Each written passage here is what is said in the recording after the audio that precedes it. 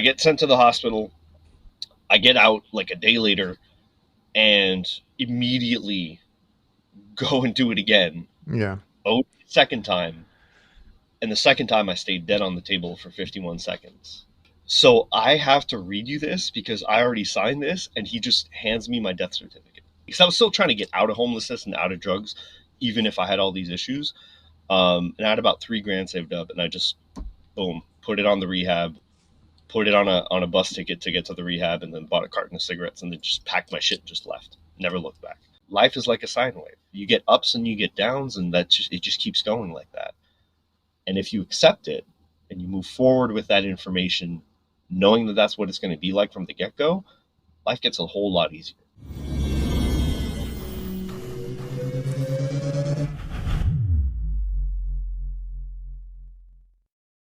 Hola, what is up, everybody? Welcome back to the Reliable Trades podcast. If you guys are watching this on YouTube, make sure you subscribe and you like this video. And if you're listening to this on the audio over on Spotify, Apple Podcast, or any other platform, please leave a review. You know, that's all free and it helps support the show and helps it get out to more people. And of course, I'm your host, Adrian Garcia. I am an HVAC technician, licensed contractor here in Texas, and I've been doing this about 18 years. And we just have a lot of good conversations with good people in different trades now, whether it's HVAC, plumbing, electrical. I've had some others in like auto mechanics, anything like that. You bring them on, have a good conversation, and hopefully get more trade awareness out there. So I appreciate everybody who's watched or listened, all the support and making this podcast successful and what it is now. I also want to thank the sponsors of the show, like Jobber, which is a CRM that we use to run our business, which is invoicing, quoting, scheduling jobs, maintenance contracts, and all our technicians on our team usually pick it up relatively quickly. I just have to show them what it is and they are able to get out there and start, invoicing. It's been great running our business with Jobber now. And if you guys want a free trial and discount, make sure to check the link down below, getjobber.com/reliable HVACR. I also want to thank Vito Pro Pack, the best quality bags that money can buy, literally. If you invest in these bags, as I did, during the whole pandemic, I ripped so many backpacks and tool pouches that I finally, I found Vito. I think there were some YouTube videos, tried them out. I did the buy one, get one, which that's going on right now. If you guys ever want to buy or try Vito Pro Pack, spring promotion is the best time of year by far. So check out Vito Pro Pack at your supply house or go to vitopropack.com to learn more. And the podcast is also brought to you by Local. Local HQ is a marketing that is geared towards the trades, and they can help you with your HVAC digital marketing so that you can dominate your local service areas with proven strategies that get your business more leads. They can help you rank higher on Google and all that you would need. So reach out to them at localhq.com/reliable and mention me or the Reliable Trades podcast and get 2 months of SEO for free. All right, Mark, what is up, man? How are you? I'm good, man. How are you doing? It's hot. I'm tired. How hot is it down there right now? I'm curious. We had weird weather because I know you were talking about because you're up in Canada. I thought it was still cold up there. You got what's your high right now? Like, are you in the 90s? We got a couple days in 90s last week, and now we're like floating between the 70, like Okay. high 60s to high 70s. You must have been miserable then for a Canadian. Well, so for me personally, like Are I'm you used used to to the it? heat. Yeah, Oh, I'm okay. used to like really hot, really cold. I don't mind it. Like I used to do attics at like high 110s, and Okay, I was like, everybody's looking at me like you're crazy, and I I'm like, can't. I'm gonna look at you like that too because I can't do that. People ask me if I do attics and residential. I'm like, no, I never. when I explain everything I've been through, you'll understand why. To me, it's like, okay, it'll make sense. But Okay. yeah, it's one of those things where I just roll with whatever it is, like whatever the job is, whatever the day is, because to me, that doesn't affect my daily, I guess. Okay. Um, But yeah, so like for me, it was good. But holy cow, man, the calls just on on a Tuesday at 4:30, my phone just starts ringing. And I see all these calls getting added to the schedule. I'm like, wait, what's going on? Like, what is this? And I'm like, it's only like 74 out. And I'm like, what is? And everybody just started their ACs at the same freaking time and Yeah. realized how many, like nobody had done maintenance that year. Like it's because No, nobody. everybody's short on cash this year, right? Oh yeah, that So too. it, yeah, like for us especially, like in Canada right now, there's like it's way harsher recession than in the U.S. Oh, Um, yeah, it's bad. Like most, like your average person is just struggling and not trying to I heard spend on about new that units and recently stuff. because it was always like, oh, go to Canada, live a Not better anymore, man. life, and right Unfortunately, now, yeah, I've heard it the other way. it's very bad right now. Like me as a 30-year-old trying to buy a house, if I don't like double down, like Yeah. we moved out into the country, we shaved all of our like unnecessary expenses, like everything we could do to just start putting money aside and like pay off all the debt we could. And it's still going to take us like a couple of years to get there, because it is bad right now, dude. Housing doubled, everything doubled. That's what I heard. It and it's not like the value of the houses doubled. Like the houses themselves are just garbage for the price you're paying.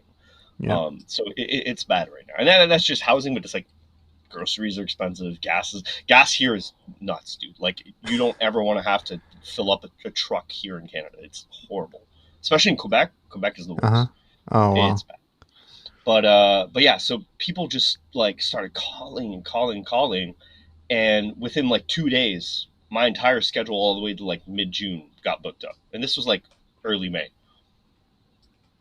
Yeah, we when you asked about here, it's about 105.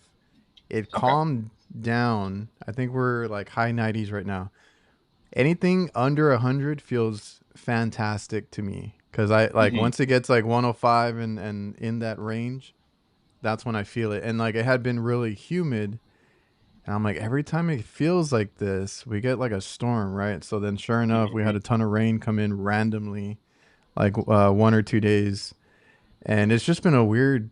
I've been telling people it's a weird year for us in like where I'm at in Texas because it is like hot 90% of the We time. got we Or got the same thing that you guys got, I think, because we really? got this week cooled down like real cool, like high 40s, low Yeah, that 50s was for like us like two a few days. days ago. Yeah.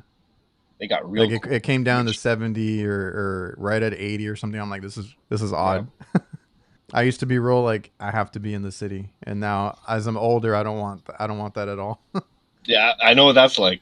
I went like the entire music career. I was like right in smack in the middle of the city, and as soon as I was like, man, I miss being out in the woods. I miss being out in the country, and I just completely disconnected. I was like, all right, we're out of here within a year, like because my son was born, and I shifted careers within the same year. So I was like, I don't want him growing up in the city. I don't want to deal with the city anymore. I'm done. And we moved out, and it's been so peaceful out here. It's I so bet much that better. that does wonders for you mentally too, right? Oh Because yeah. Oh yeah. I love it now because like my life has always been hectic, and I like coming home peaceful. You can Just be outside, you can do whatever you slow down. want, and Yep. yes, just take a breather. I love getting home and not having cars just zooming by and not having like Mm, trucks and all that, and just coming home and it's like peace and quiet. Like we live right by like a kitchen cabinet factory. So it's like that's the only sound you're gonna hear, but it's like you hear a little whirring of it. That's it. yeah, Like that's the only thing I can even remotely complain about. But like I get home and I'm like I'm gonna start a fire. I'm gonna play outside with my son. It's like the vibe is entirely different. It's yeah. That's night what and I day. like. That's what I like too because we have this. I got roped into this weekly barbecue tradition, right? So every Saturday we have a barbecue day, and I just turn on the pit. The kids are out Yep. there running around, and there's a big field next to us, so they go over there and they just start doing kid things. They play with the rocks, and I have to That's get after them that's for all that's the bliss right there. It, people ask me a lot, like, "Oh, like what's happiness to you?" And I'm like, "That man, like yeah. just the small things." Like I said, my girlfriend was real adamant, like she's like, that was one of the things when I moved over here. She's like, that she wanted barbecue because her family does it often too. Like they live close by too. They're way better than I am because they make the brisket, they make steaks, Oh they shit. make Okay. like all You the gotta. good The stuff. bar is through the roof here. Yeah, that's what I was worried about, honestly. I was like, I can make a little bit of I get that. fajita, some meat here and there, some sausage, and You, but I you got just gotta roped into blend it. the traditions. Yeah, That's and then now it's a weekly tradition, and I'm like, that's good. I need that. I need to be out there, Hmm. just watching the fire and watching the kids, and it's I don't know that like you said, that's peaceful. That's what you look forward to. A lot of a lot of the things that I've been through in my life have led me to realize that we are made for that. Like human beings are built to A, be outside, B, be connected with nature, and C, just slow the fuck down. We're not meant to be in this like fast paced environment all the time. Like it's okay if you're doing it like for work and things like that, because like some personality types kind of need that to a degree, Yeah. but not on a constant like 24/7 basis. Like if you get home and you got like all the stress of like the stimuli of like all the sounds and all that stuff, that just wrecks you over time. I was gonna say I had to explain that to my girlfriend because I am.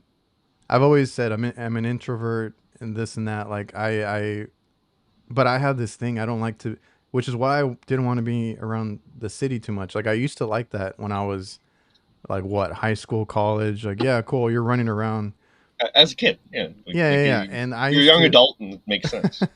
My mom used to get after me all the time because I would always go up north because I live like way south. So going up north was like going to San Antonio, Austin, all these big cities in Texas. Hmm. And I would go with my friends on road trips and this and that. That was how I had fun, right? Like getting Hmm. out, big cities, doing this. And she's like, "Oh, you're always on the road. You're always doing this." And she didn't like it, but I was like, "That's what I liked." And I like I was trying to explain to her or my girlfriend like I don't like being around, which is funny because I did the whole AHR thing now, like every year, but I can't be around a big group. I get like, I don't know what it is. Like, it's not a claustrophobic thing, but it's like a similar feeling when it's like a bunch of people. I And think I know what you mean, it freaks me because out. my thing is I grew up, I had no friends really. I had like one or two friends and that was it. And like all the way up to the end of high school. And I've never been an extrovert, but I'm not a full on introvert where I can just like sit at Okay. home and be on my own for like long periods of time. Like I need to interact with people, but specific types of people for a specific amount of time. Like there's like that like in Yeah. like middle point there, that balance point. That's kind of where I sit. And but when I get into a crowd, like and it's weird because like as a musician, like I toured all around the U.S., all around Europe. Um, you're in front of the stage and it's one thing to be in front of a stage and conduct people Uh because huh. they're having a good, but there's like that space, that disconnect. But then when it came time to like do meet and greets or just like hang out in the crowd and stuff, to me it's like my brain's always on alert. That was my Oh thing, yeah, is like that's me too. with some of the shit that I saw in my life, is like my brain is always on alert, and it's like I'm always like in the back of my mind I got all this like, yo, where's the danger at? And it's like it's See, not even I've always necessary most of the times, yeah, but no, I've always explained that as like because I have two younger brothers. I've always explained it as a big brother syndrome or something because I'm hmm always hmm like looking out for them or looking out yeah, for anybody that I'm anybody with. Yeah, that yeah, you yeah. care, yeah. And I tell people like, hey, if you're in a parking lot, because then now it is a thing where you get like abducted and all that around here. And Hmm. back in the day when I didn't know about that stuff, I was like, hey, when you're in a parking lot, like even myself, I look around. I'm very aware of my surroundings, and I always would tell people you should be Hmm. like that too. You Oh never yeah, know what it can happen. dude, But my being on your phone like this in the middle of a parking lot, oh, I like in a hate it. street, Yeah, like yeah. I can't do it. Having like earplugs on and whatnot, like no, The only can't do it. earphones I can use are like AirPods that have that transparency, but it has to be Yeah, like AirPod specific because and super quiet. they feel like they're not muffled. That's the only Hmm. way I can do that too. I have to be aware. Yep. And those trips that I used to take up north, my brother started going with me, and he's a few years younger than me, right? And we're going down what do you call it? Like the downtown streets and all that, like at night walking around and all that. He got pulled left and right for people that wanted to sell shit. And I'm like, dude, get your ass over here. I don't want you roaming Mm-hmm. around. Like Yep. you can't Yep. trust anybody. And the thing is about younger siblings, 'cause I got two younger brothers too. Okay.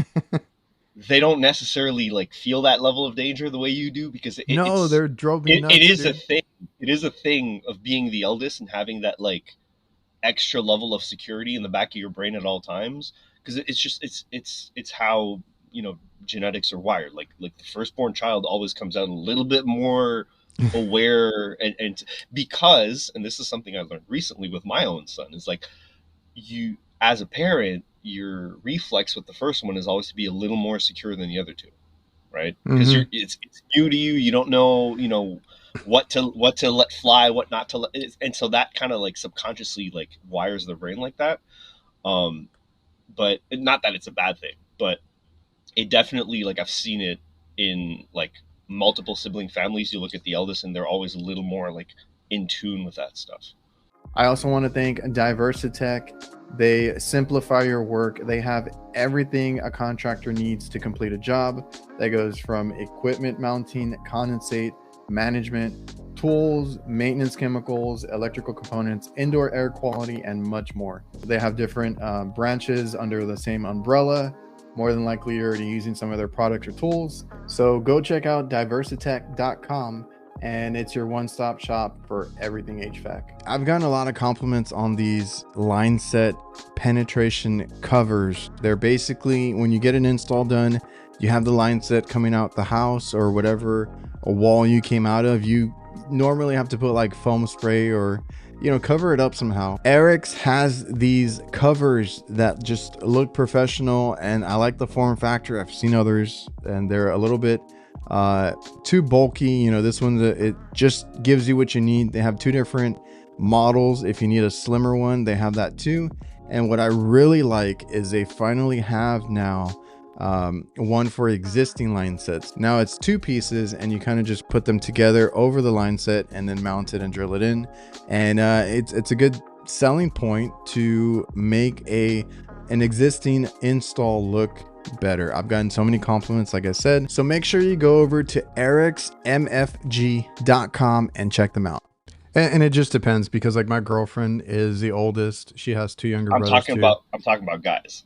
I don't Yeah, I know. was gonna I say don't know if this no, no, applies no, to no. women. But my just from what I've observed, it's they have a big family that is always around.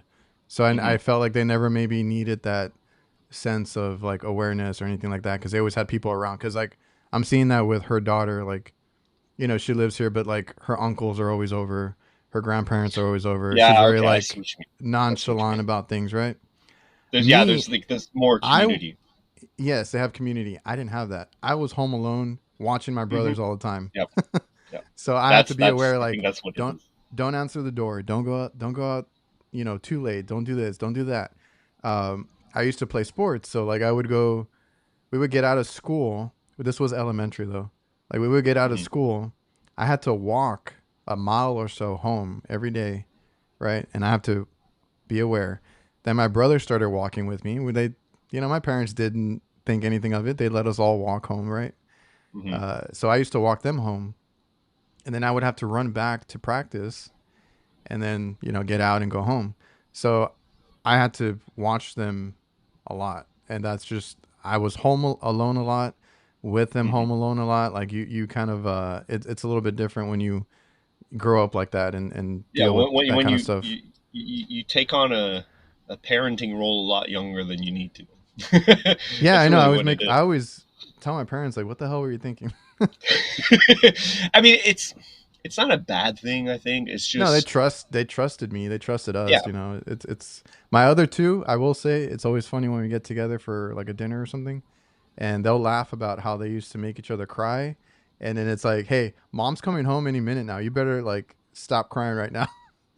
And I'm over there like, "Dude, just don't injure each other. Like, leave me out of it. Don't, yeah, no blood, please. Anything but blood. Broken bones, no blood, no nothing." Yeah. But yeah, man, it's one of those things I've always mentioned. In the whole, like, we were talking about the introvert thing. Like, and even you, like as a musician, which we'll get into right now. I know we've kind of veered off the little interview here, but uh, like I can see it now in the things that I do because um, I can do YouTube. I can do some social media. I don't like doing the social media as Mhm. much. I like YouTube better. Podcasting, this kind of stuff. And then I got asked to do like the meet and greet or the like at the AHR stuff, like the at the booth. Mhm. And I was like, I don't know what the hell to do here. Like this is weird.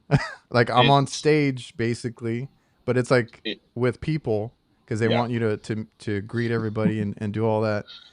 I was like, this is different. I can do the YouTube thing. There's a little barrier there.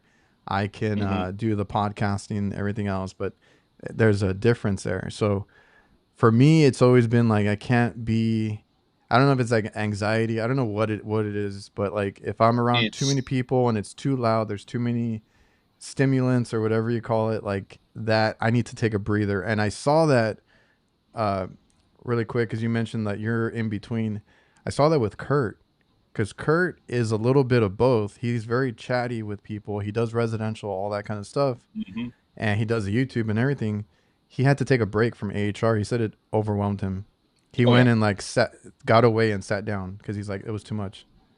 dude. I spent most of that weekend or that week with Casey, and like I would like whenever the conference day was done, I would just walk back to the hotel just to clear my head.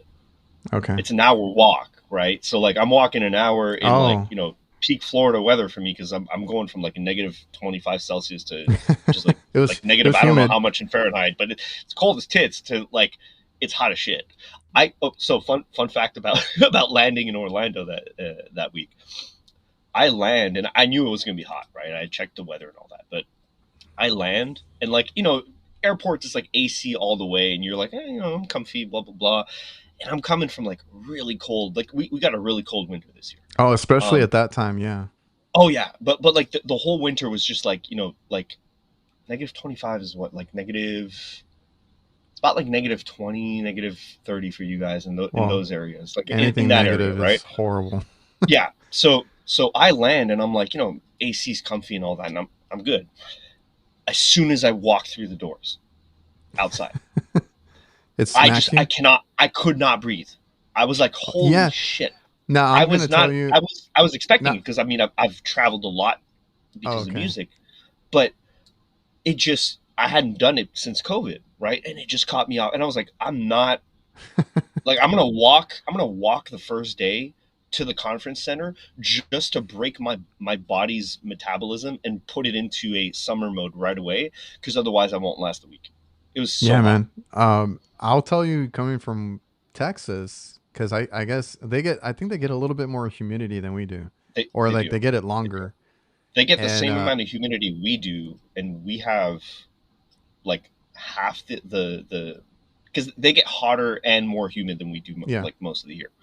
And yeah. I think we still get some of the most humid climate just because Oh, we're in okay. the valley, it like by the river, like Quebec especially, but even like on the side of the lakes, it's just so humid at all times. Like winter, it's humid, fall is humid, spring is And humid, that's summer's humid. and It's that's what I just tell it's people. That's what gets you, because oh yeah. we have a lot of it too. And I'm like, you know, if you come down here, even if you come from North Texas, if you come down here, you're gonna feel the difference. The Hmm. humidity is what It, always is a big factor. it But will even rock you up.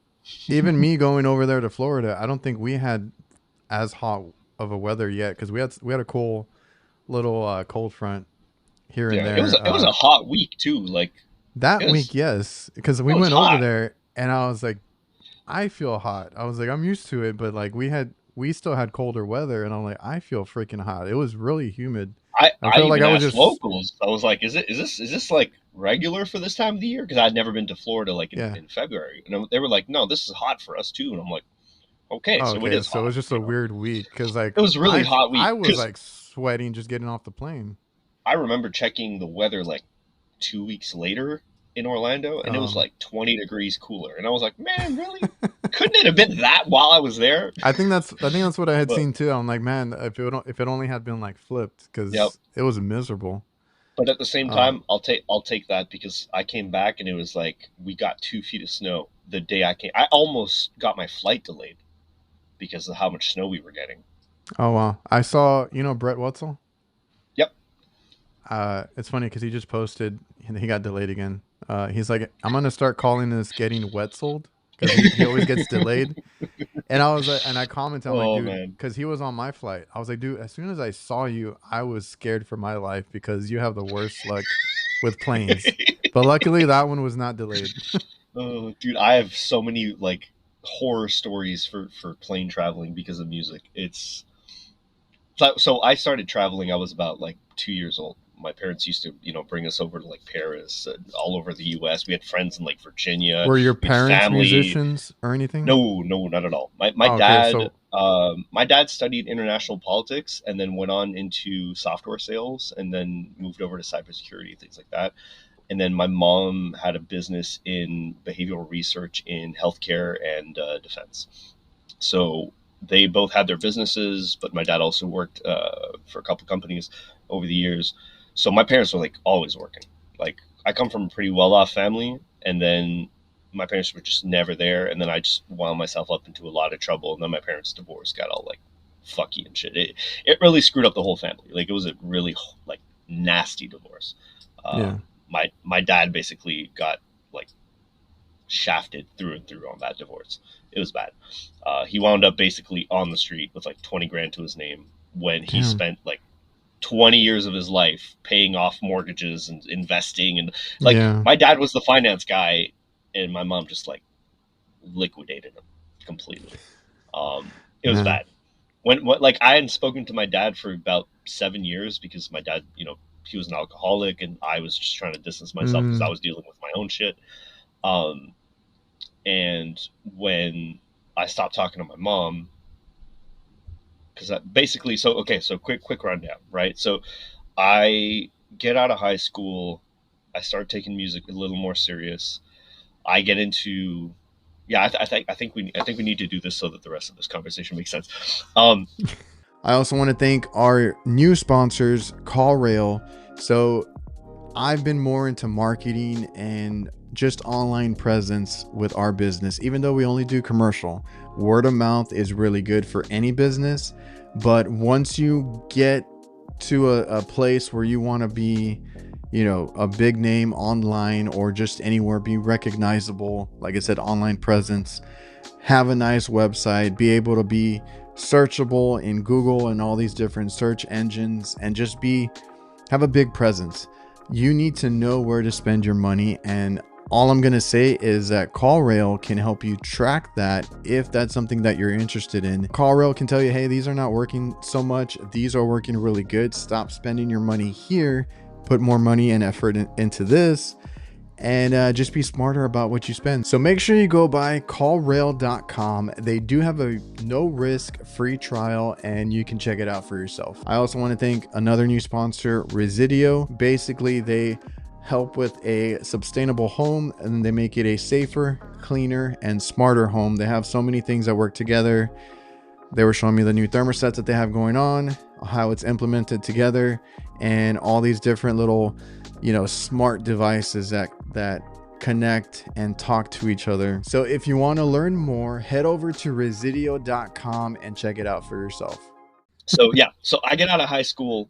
I do like one semester of college, and college school in general just wasn't for me. I would just, I would show up and basically fall asleep at school, not do it because I would read the books within 2 months. I went through the whole curriculum. I did all the exercises, all the homework, all the projects, and I would just hand all that in and then just show up for exams. So by the time I got to college, I was like this just isn't for me. I'm not learning anything. I'm Yeah. not, because I spent my whole childhood, traveling, reading books, learning about finance, learning about politics, learning about all these like really important skills that you don't really learn today. Um, Mm-mm. and because my parents were both very intellectual people.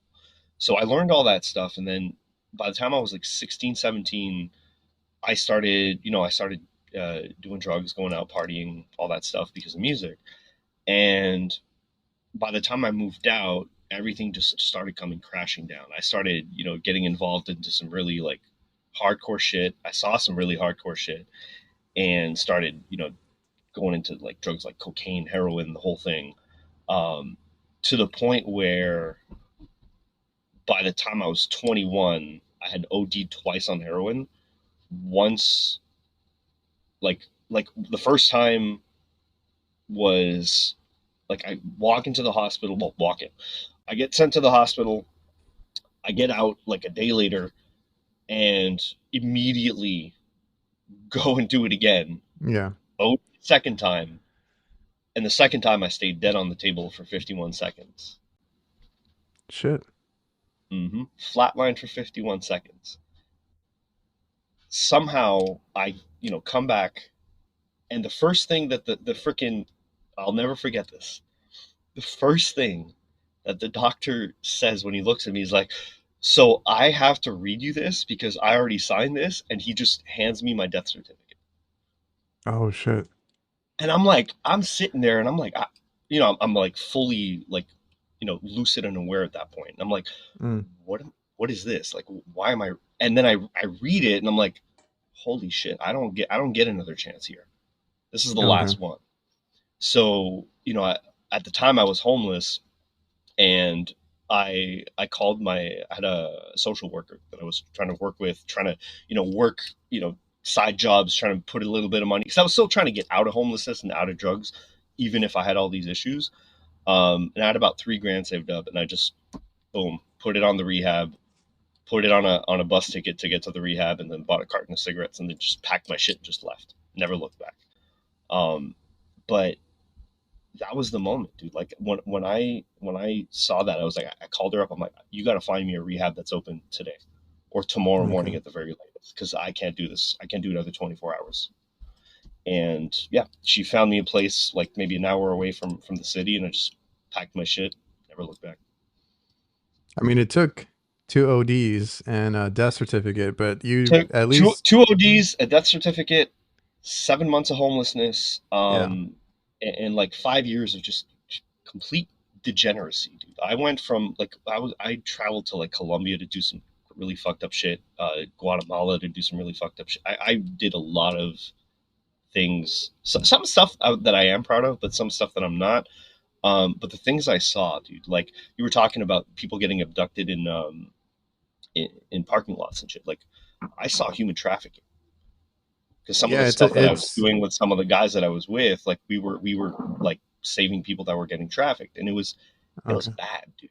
It was like I No, was it's never like horrible. on the field. I live by Mexico, so I get it, dude. Yeah, you probably get it more than most people, but like I was never on the field until this one time where they needed like boots on the ground and they didn't have enough guys, and I was like, well, I mean, I speak Spanish somewhat. I can, come and help out. I can navigate around, but like I didn't have like the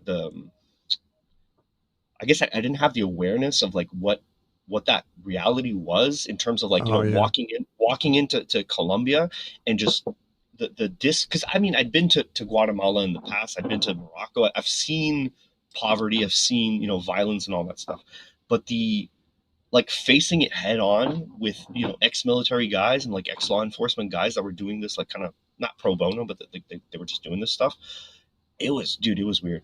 It was so weird because I was not expecting the level of like aggression from that, and just like the sheer evil that came from that, like Mm-hmm. part of humanity, I guess. And it fucked me up. Like that's why I started using more aggressively, because I was doing cocaine like recreationally just when I was partying, but when I came back from that trip, it was Yeah, it messed with you. full full free fall immediately. Yeah. It was bad. It, and I can't speak to anything that intense, but like I said, I'm here by the border. You know, you see things. I don't even want to go over to Mexico. I used to go over all the time. It's a Mhm. little bit different now, and I have friends that are in border patrol that go deal with these crimes and all that kind of stuff. I have a friend that he used to come home and tell us, because he was a roommate of mine. Would come back and tell us all the stories, and I'm like, oh shit, it's a different headspace you got to be in to be on the ground, because Oh he yeah. said he was dealing with it, the actual crime stuff, the chasing people, cartel stuff, like he had to deal with some of that, hmm so it's hmm very different, and Like he I he came I enjoyed it, came from but like a a straight like behavior background and like like Oh, logistics and intelligence stuff, and then I get boots on the ground and I'm like, whoa, okay, this is not the same. So I can't even imagine like being there like by the border, no, like dude. I would hear some stories. Like I know it's Oh, way worse and I'm imagining it myself, but probably, like he probably. is a big guy, so I'm like, yeah, he's fit for this. He's like over 6 feet, huge football player, and he got I into that. And I'm I like, yeah, can't you're even you're imagine. you're good for that. And I had another guy that used to do the interrogations for people that they would catch, I guess, and they were always like big high level criminals, and I'd hear stories about that too. Like they don't give a crap as to what they did. They'll admit to it. They're just stone cold about it. And he would tell me about those like interrogations and all that. So I'm like, I'm over here, in the trades, living my blue collar Yeah, life. just taking it Yeah, like real smooth.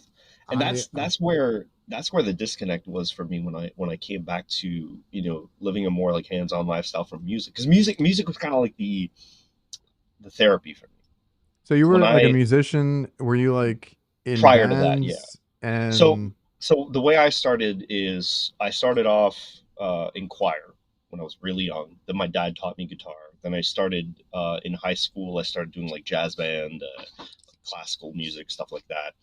And then started developing like into hip hop, reggaeton, metal music, oh, so pop like you've music. I've done done everything. everything. I've Okay. done like you name anything in music, and I've touched it for sure. Okay. Then I was always a big fan of like drum and bass, and like I did a lot of electronic music. Electronic music is what actually made me tour. Like I toured because of dubstep and drum and bass. So I did that for a long time, and then it started popping off when I got out of rehab. But the reason why it started popping off is because I treated it as the therapy that it should have been from the get go. Like had I focused on music the way I did after rehab, from Yeah. the moment I started that project, I probably would have never done the things I did and seen the things I saw. But I guess I mean that's the path I needed to take, I guess. Um, but it was like it became this therapy of processing all of this darkness that I saw in humans. Because I could not fathom the shit that I saw at the time.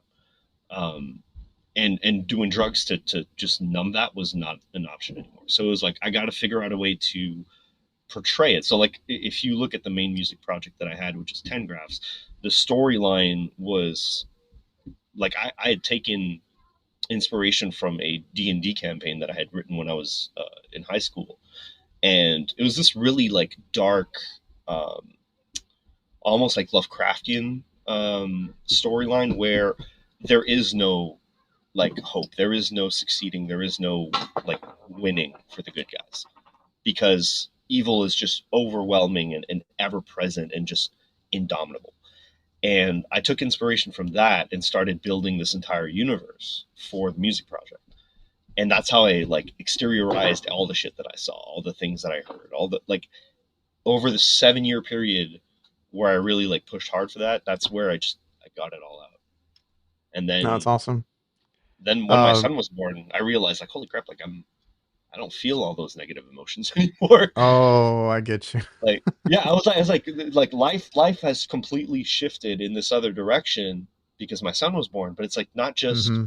it's not just my son is born has caused this. It's I see the growth that I took on for 7 years to become a dad, and then be like, oh, this is where the shift happens. Is like I get to choose to create light instead Hey from man, that moment on. I'm a big music. I've never played any instruments, but I'm big into music. I'm big into movies, cinema, that kind of stuff. And yeah, I've heard that plenty of times where like their best, uh, what do you call it? Their best work is usually when they're in their worst, or when they're at Mm-hmm. their worst, at their bottom. And it's Mm-hmm. unfortunate, but that's all the emotions that come out It's in your it's work. the rawest form of connection when you can portray um, very strong emotions. So whether it's good or bad emotions, right? But Mm-hmm. my big thing was, walking out of rehab, I was like, I've felt and lived rock bottom for addiction. How can I portray this through a musical project to where people can relate to it, but people can relate to the journey as well. So the story was like, I had a 10-year plan for that. Like I built a 10-year plan for the entire business, the whole thing. And the story was basically this like descent into complete darkness and then rising from the ashes, right? Um, the the whole descent into darkness part was what was where I was able to connect with people the most, because a lot of people were struggling with addiction, were struggling with depression, things like that. And then bringing all these people into the fan base, into the community, and then just showing them like, hey, like I've been sober X amount of time. I've been doing this, this, and this, and this is what's helped me. And people just slowly but surely, taking on, taking these notes and just taking on all of this positive information and influence to better themselves. Like I don't, I never really counted, but like I know it's a lot of people, but the amount of people that I would go to shows to, or would just message me or whatnot, like, hey, like you've saved my life, um, is a big thing for me. I, the, like, I'm so grateful to have been part of that journey for them, because it's not like I don't take credit for that. I Mhm. just did what I did for my own personal growth and therapy, but I know it helped other people, and I'm grateful to have been a part of that process, because it's so easy when you start like even even in what we do, right? Like a lot of newer techs are going to look up to you and be like, how's he doing it? Like how does he get to that, right? And that's why I slowed down on content, by the way. And we'll get to that in a bit, but um there's so much power in people believing in you and people following you, that if you don't take that with the responsibility that is deserved of that level of power, you can fuck things up pretty bad. Like Yeah, yeah, yeah. I've seen people ruin people's lives because they ended up being really bad people, but they had Mm. all these people following them, and You it's yeah, you'll see that yeah. when they're in it for the wrong reasons, or they take a different path, whatever it is. Hmm. Because yeah, like the whole, like what you were talking about with the music stuff and helping people out that way, you were showing what you went through, your emotions, your, like you said, the raw emotion, the, all that you put into your craft. And social media is super powerful now, because like people can be scrolling endlessly and then they see something that relates to them, and then it sparks something, right? Because even me, I get on and I typically don't watch a lot of HVAC stuff now because I do so much of that kind of content. Yeah. And I'll be scrolling through, but like if somebody talks about something personal, or I see something else and it relates to me, I stop and I watch whatever it is, right? And I'm like, oh man. And it motivates me, or it gets me thinking about something. And that's everybody on social media now. Like like you People said, will use it as a lifeline. Like sometimes yeah, that like one little thing, that's what's going to keep them going. yeah. And I mean, it happens to me on the other end, because sometimes I'm like, I need a break. Why am I doing more Hmm. things? Why am I this or that? And then I get a message and it's like, hey, this motivated me to get into the trades or start my own business, or it Yeah. helped me with this or that. And I'm like, oh crap. Okay. So like you said, there is a responsibility there. Um, if you want to take it serious, because like, at this point, those messages are what keep me going, and everybody that gives me the feedback and all that. And that's all I care about. Like I've been doing this for a few years, where, you get those negative comments, you get those people. I'm like, I don't really care what those people think. It's the people that it actually helps, or, like you said, a lifeline or anything like that. Um, and that's why I've been more open, or trying to be more open recently, because people don't know like what you do outside of work, right? Like the It's struggles or the family or whatever. Like we have a life outside of HVAC. I spend more time, and even as a musician, that's what I used to do. Is I spend more time um, talking about the realities of being human on a daily basis than I do about whatever the topic is. I can talk about hunting, guns, HVAC, music, whatever the hell the hobby or the interest is. the conversation is the conversation, the topic is the topic. The real part is like, how do you cope every time you wake up in the morning? Like, what keeps you going? Because the thing is this, right? When social media started exploding, it caused a really big shift in people's psyche. Whether we want to like face it or not, like that is just a thing. Like depression rates and anxiety rates went through the roof. You know, depression meds, prescriptions, and all that stuff went through the roof. You know, all that stuff just exponentially exploded. And I think a lot of people, because of how easy it is to see the bad in the world right now, a lot of people forget to talk about it. Hmm. Like, and one of the big things that's helped me in the last couple of years is I've been listening to a lot of veteran podcasts. A lot of them are American because we don't have a lot of veterans that are publicly speaking in Canada. But listening to veterans talk the way they talk about all the struggles they went, and we're talking about the biggest, baddest like guys in the world. We're talking about like special forces dudes and stuff like that, like Navy SEALs and Deltas and all that stuff, right? These are the baddest motherfuckers in the world. But hearing them talk about the same vulnerabilities and the same like struggles that you and I deal with, and every human being deals with, is the most humbling and also the most comforting feeling at the same time, because that's where you realize we're all the same, we're all going through the same thing, but nobody wants to talk about it. Nobody talks about it. We don't have support groups like we used to. Like, I had to rebuild my entire friend group twice in the last 10 years. Mm. First time when I quit, Been when I there. quit using, and then the second time when I quit music, because all the people that I was doing music with for the most part, I realized were just in it because I was successful. I've Mm. kept like two people close, right? And it's Yeah. hard. Like Same when you same have to here. And go, I didn't go through the same things, but like but similar but outcome. the thing is it's just part of human nature. Like it's normal to reinvent yourself, and it's normal to evolve like that if you like open yourself up to those opportunities. But the reality of that is it's a struggle.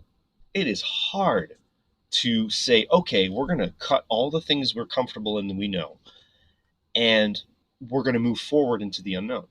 It's the hardest thing you can do as a human being. It is the scariest thing you're ever gonna attempt, and doing it without a support group is really tough. So building that support group over and over, it's like it becomes a skill. And I'm realizing it now because I'm in the middle of that. But I think a lot of people will start focusing on the negative when those like times in their lives come up, and it's like there's this one quote that I pulled out of my ass, like in the middle of a conversation at a festival. Like we get there 2 days early and we're helping them set up the festival, and I'm talking to one of the owners of the festival, and we're just chit chatting, and he's known me since before I was clean. um and we're talking about my progress and all that. And at the time I don't think I only had like 2 years of sobriety. um but we're talking about my progress and all. He's like, dude, like it's crazy to watch how much effort you've put and all that. And I'm like, man, I've realized one thing and one thing only about this whole like life journey thing. And it's like life is like a sine wave. You get ups and you get downs, and it just keeps going like that. And if you accept it and you move forward with that information, knowing that that's what it's going to be like from the get go, life gets a whole lot easier. And so nowadays, what happens is that statement resonates even harder with me because of a couple different things. Like there's a spiritual aspect to it, there's a scientific aspect to it, but really fundamentally, it's just a lot of what people go through. You're going to get negatives. The negatives are there to teach you things. They're there to help you grow. They're there to make you, to put you in a space where you can move forward. Um, to then be able to appreciate the positive that comes into life. But it's not something that we discuss. It's not something that it's such a taboo subject to talk about. Being vulnerable, not feeling well. Like how many times do you hear people like on the internet? They're gonna be like, oh, like I want to kill myself or whatever the heck it is, right? Like everybody's like, oh, like hey, I'm there for you, but like, are you actually Yeah. there? Like if they call you at 1 in the morning, are you gonna pick Mm. up? Because otherwise, that statement is just null and void. I've had a couple friends call me up at 2 in the morning, and they're like an hour away. Like, man, I don't know. And like I can hear it in their voice, and I've been in that situation, so I know what that feels like. So I pack. I'm like, I give me an hour, I'm there. I pack my stuff and I just go. But that's me having been in that situation and knowing who I need to be there for. But most people are going to say it, but don't not realize like what that actually means because it's a taboo subject. And we think that by just commenting something on the internet or just being like thoughts and prayers and all that junk, that's what's going to solve the problem. It's like, no, either don't help someone at all because you don't have the energy, and that's okay, like set your Hmm. boundary. But if you're going to say you're going to be there for somebody, you have to be there for them, right? Yeah, I've always been like, I see that and I'm like, I think the same thing. And me myself, if I genuinely, want to help out, I'll do it privately. Like you'll message the Exactly. person, you'll call the Exactly. person, whatever. Like I don't like the whole social media, it's it's comments it's a and facade. no, I know, I I don't get it. like that. I don't like it either. I see it a lot and I'm like, that's not genuine, right? Yeah, And it just reminds me of like, it's I'm social sure. media is a whole other thing because the whole thing where people like help and they give money to homeless people, but they're recording it, or Oh man, that different as scenarios. somebody who was homeless, bro, like that is the most mind-numbing thing that I can I look at. It's like I look at that and I'm like, holy crap, like how disconnected are you? That Yes. you feel the need to make a video about it. Because like Hmm. I know a lot of people that are homeless right now, and I've been with a lot of people that were homeless at the time. The person who saved my life when I first tried to commit suicide the first time was homeless. Okay. The conversation I had, so quick rollback. I was 16, um, and I was about to jump in front of a subway, and like no real reason why. I was getting bullied at school, and I didn't really have like a support system. Like my parents were like at the worst in their relationship, and I didn't have anyone. Hmm. And I just let my thoughts spiral, didn't talk to anybody about that, and one thing led to another. I'm in front of someone. Like, what if I do this? Right? Like no afterthought, no nothing, no like care for like what happens next. Just like Yeah. I don't care if this happens. And as I take a step forward, I just have somebody like pulling me from my collar and sitting me down, and then I come back to like full awareness, and it's this homeless guy, and then we start talking. We talk for like 4 hours. Like Subway closes for the night, and we're Wow. talking, and I'm like, this guy was, he had a really good job. He had a family, the whole thing. Lost his job, lost his wife, lost his kids, lost the whole thing. Winds up homeless, unable to cope for like years. And as we're talking, he's like, I finally, found somebody that's trying to help me, get back on my feet. I'm working this under the table, and this is important because this is the story that inspired me to get myself out of being homeless after. Because as I was homeless, I kept on thinking about this guy, and I'm like, if he can do it, I can do it. Like if he was able to pull that off, like I am smart enough and I have enough willpower to pull this off. But he just kept on talking, and we separate paths, and I'm like, thank you very much, blah blah blah. And I couldn't keep contact with him. He didn't have a phone at the time, but Hmm. I met him 2 years later when I was 18. Um, Same subway station. This guy is in a like decent nice dress suit, um, and he's talking to this other homeless dude, and they're having a conversation again. And I see him, and I'm really good with voices. I can't recognize people by face or by name, but like voices for me, I don't know if it's because I'm a musician, but like Yeah, my ears probably. are really tuned. Like I have perfect pitch. Like my ears are really tuned. I'll hear somebody's voice in a crowd and know it's them, right? So I hear him and I'm like, holy shit, that's the guy. So I walk up to him and we start talking. He's like, man, like, I got a job now. I bought myself a little house. I met this girl, blah, blah, blah. And he's like maybe like 10, 12 years older than I am. It's not that much older than I am. So we talk for like maybe 30 minutes, and it's that moment of just realizing like, hey, like anything is possible. If you can get yourself out of that level of a situation, you can do anything. But and this rolls back to my initial thing of, a lot of people see the negatives because of how easy it is to portray it on social media now. There is so much good in this world that is thrown under the rug or just completely ignored for two reasons. One, social media is a big part of that, but our Mm-hmm. brains default to it.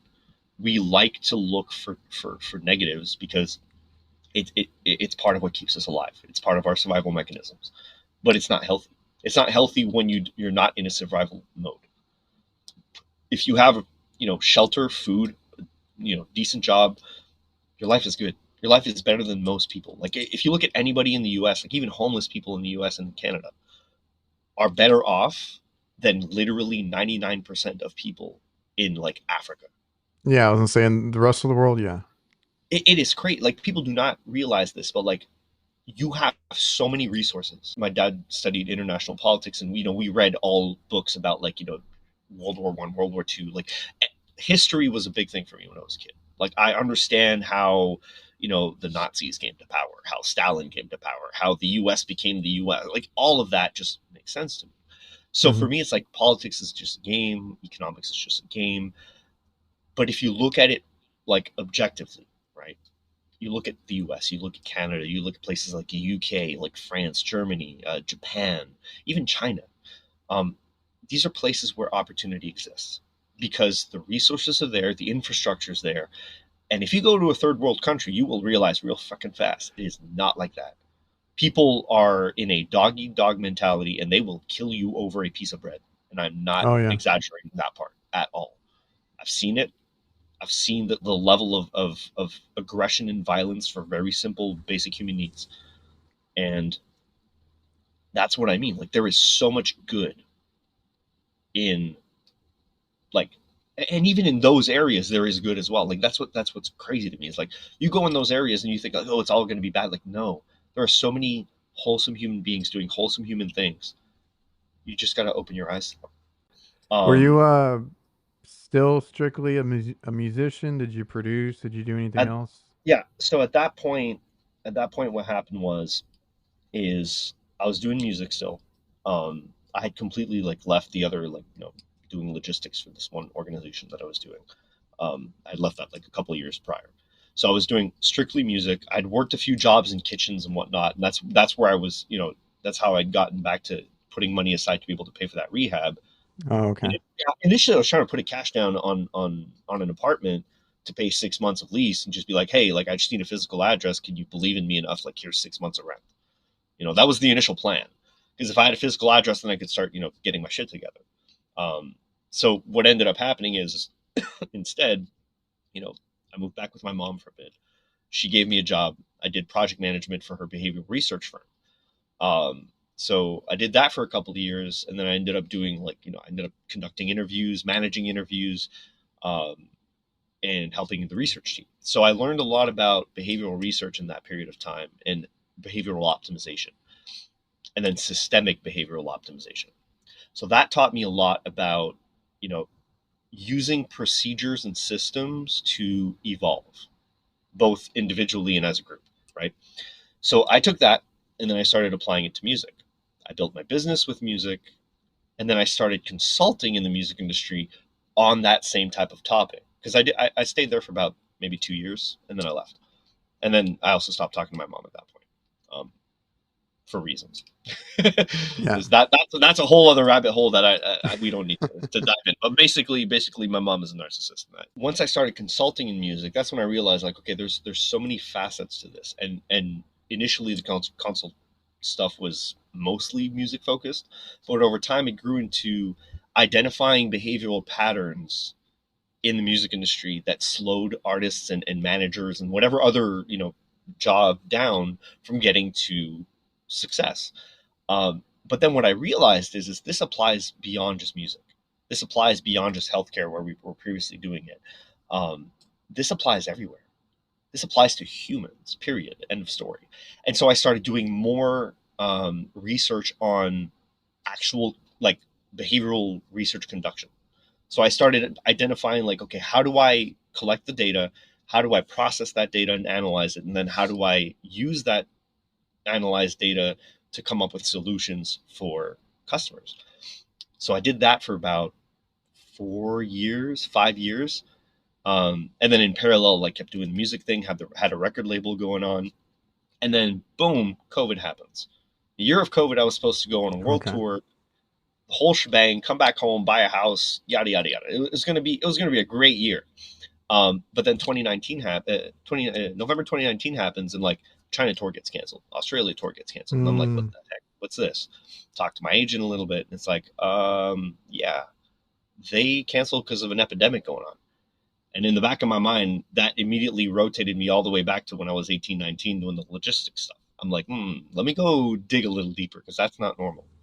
yeah. Like you never see an entire country worth of dates just poof disappear. So I start digging into this new flu thing that's going around in China, and I'm like, okay, what's all the? And then I realized, that, holy crap, this is already a pandemic, and people just don't realize it. This is November Yeah. 2019, Yeah. Yeah. I right? know. Nobody was talking about I it felt like we at got the hit time. with it way before they announced it. So I They makes they sense. they started talking about it in the Mm. news late December. Okay, and when I say talking, it's like, oh, first few cases of XYZ, right? Like Yeah. nobody was really talking about even an epidemic of that. I'll I was just say already I was horribly sick January before I think it was announced in March here. Same here, same Yeah, here. I Because I don't was know. traveling at the time. I 100% got COVID right at the beginning and just never got sick after that. But Yeah, so the same here. check this out. This is where it gets freaky. Okay. So that happens in November. I sit down with the team all through December going like, okay, we need to pivot because if everything gets canceled, because this is probably going to get a lot bigger than it is. If everything gets canceled, we need plan B. So we start pivoting to streaming. We start pivoting to more consultation, to sync licensing, things like that, right?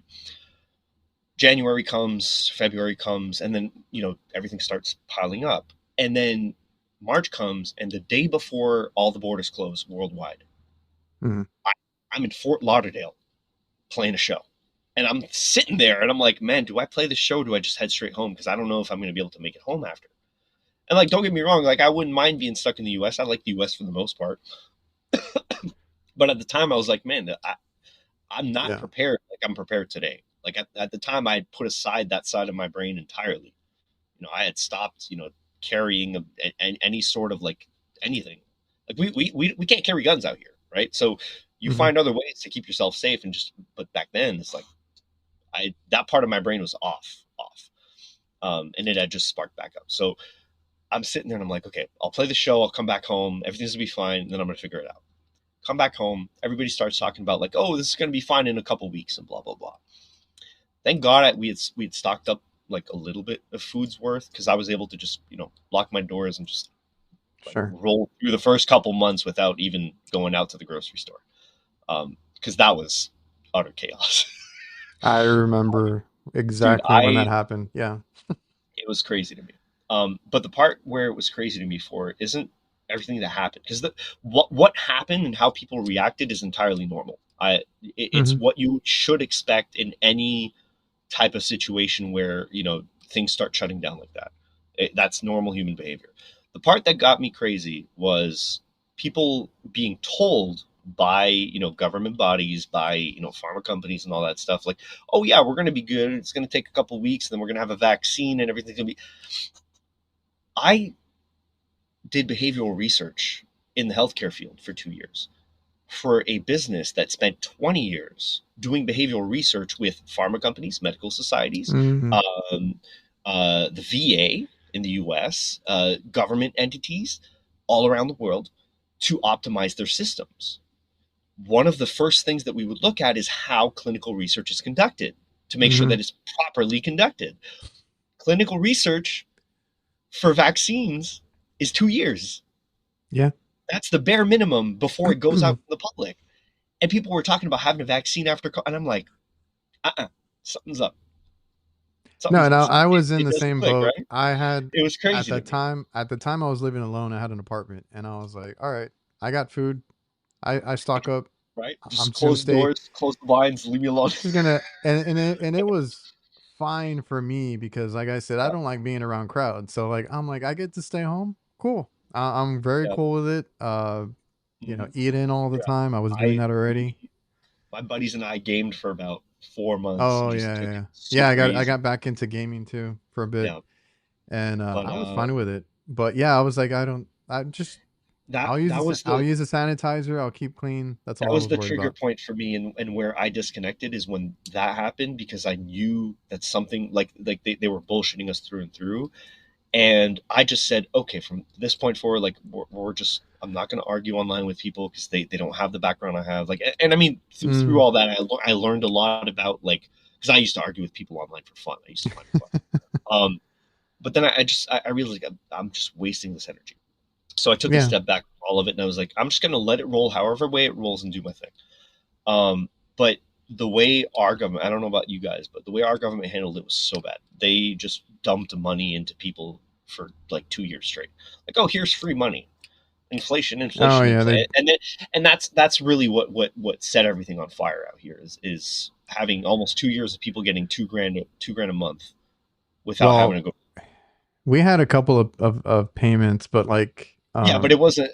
I no, it remember seeing wasn't. a couple stimulus checks going out your guys' Yes. way, but it was nothing like we had. I think total was about like 26,000 over like an 18-month period, something like that. Wow. It was a lot of money.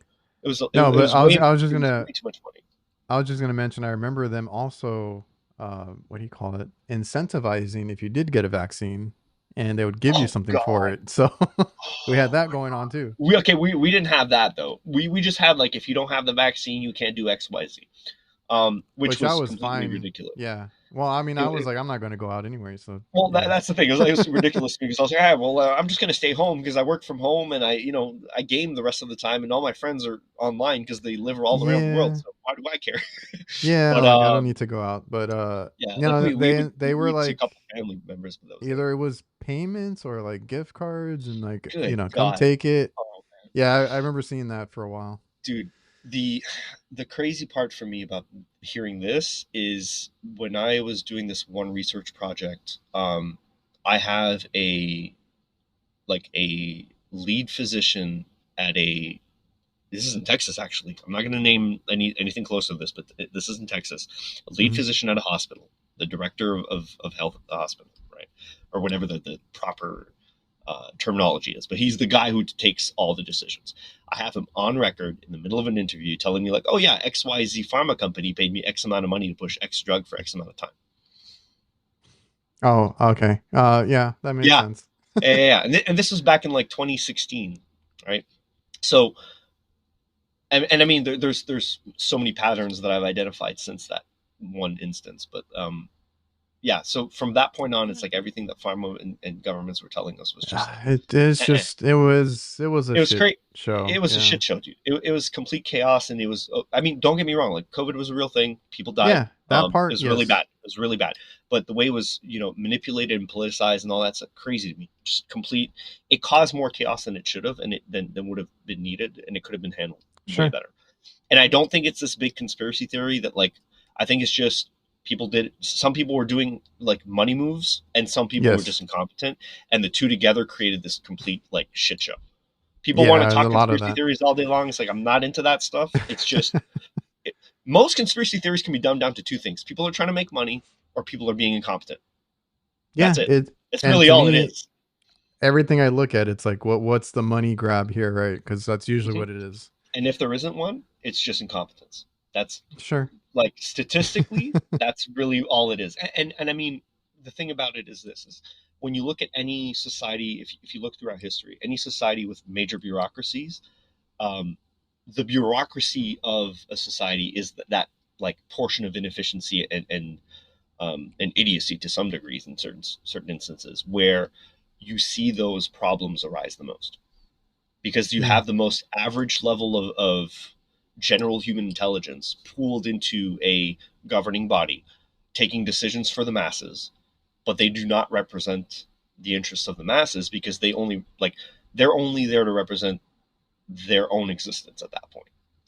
Mhm. Not to say that like government bodies are not important, but if they're not Yeah. kept in check, then you get all these other problems that come along. Oh yeah. Um, it's it's what happens in every major society throughout history, like all the way up to like the Greeks, the Romans, and all that. The Egyptians had the same Yeah. issues. Let's just look at history. It It, always. people want to talk about how we evolved and all that stuff. I'm like, we're doing the same eh, mistakes we were doing it thousands of re- years ago.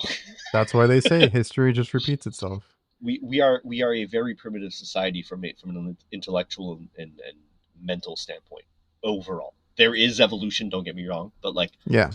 we are unable to disconnect from past mistakes for two reasons. Is one, um, we erase what's it called, intellectual progress when it refers to identifying gaps, that we can improve on for future generations and future societies, because it slows down the greed and the power of those currently in place.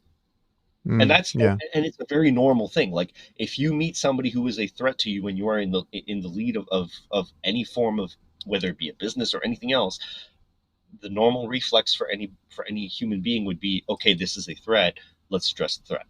The Hmm. problem with that is if we do it on things that are actually useful, then we just repeat the same patterns. We're not doing better or worse, we're just going to repeat the same patterns because we're acting the same way that they were acting before us.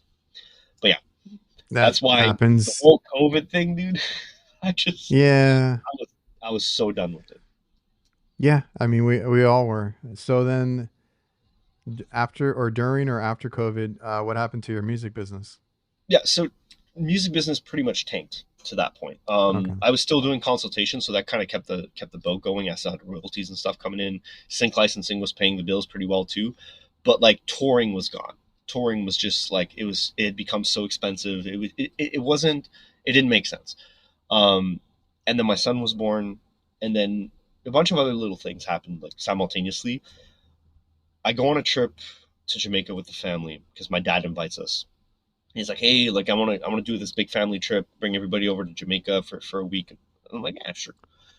And we're sitting one night smoking a cigar and we're talking, and he's like, so what do you want to do now? And at that point, like my ex roommate had disappeared with like 6 months worth of rent, wasn't paying bills, wasn't, so we, like, my wife and I were just like super tight financially, Mm. uh, and we weren't I've able had to I've see had one of those. I've had one of those roommates before. like we were not able to see how we were going to get out of it. And I was like, you know what? Like, if I have to go work a construction job, I'm going to work a construction job. Like, I will do. I'll go to the military. I don't care. Like, I'll do whatever it takes Okay. because I have a son now. My son's 7 months old or something. Like, he's really young. Yeah. Um, and so we have like this 6 month period where we're talking about this, and then we go on that trip. And my dad looks at me at some point in that conversation, and he goes, "So what do you have left to prove, and who do you have to prove it to?" And that sat me on my ass, dude. I literally sat there going like, holy crap, I never asked myself that question. As somebody who introspects a lot, like I'd never asked myself that question. I was like, I don't fucking know. And I sat there and I thought about it. I was like, I've done more than what I set out to do in 7 years than what I had planned over a 10-year period. So I was like, I don't know. I've done everything I wanted to do with music. I did all the cool stuff. I've got music credits in film, in video games. I toured. I played the Olympic Stadium in Montreal. I played the biggest festival. It's like I did it all. What do I have left? And immediately when I came back, it's like, all right, I'm going to do something different. I'm going to start looking for something different. So I start looking, and then I find a job posting for AC installs. And I'm like, huh, that looks interesting. I could probably pull that off. And then I look in the garage and I'm like, I got a couple tools. I got an impact drill. I got a couple screwdrivers and things like that. Like, let's do it. Yeah.